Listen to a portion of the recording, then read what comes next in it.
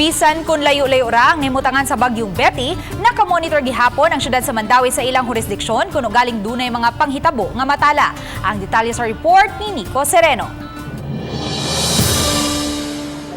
Pasado alas 10 kaganihang buntag, mibundak ang kusog nga uwan sa dakong bahin sa syudad sa Mandawi.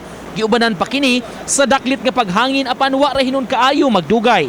Pagtuang sa uwan, nabalik na sabdayon ang kainit. Matod sa CDRRMO, epekto kadto sa pag-enhance sa southwest monsoon tungod sa bagyong Betty.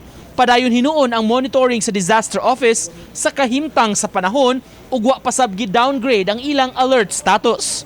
Nagi siya nagitang dang mga uwan pero salamat for the only short period of time nga wa gyud siya ka cause of any damage. So hopefully magpadayon ng gana. Giauhag sa mayor sa Dakbayan ang hugot gihapon nga koordinasyon sa kabaranggayan. Ingon man pakiglambigit sa buhatan sa pag-asa aron makahatag sa gikinahanglan nga forecast sa katawhan. Close coordination as well as with the barangays, no? Kay kibawta nga ang atong mga barangays, they are the frontliners.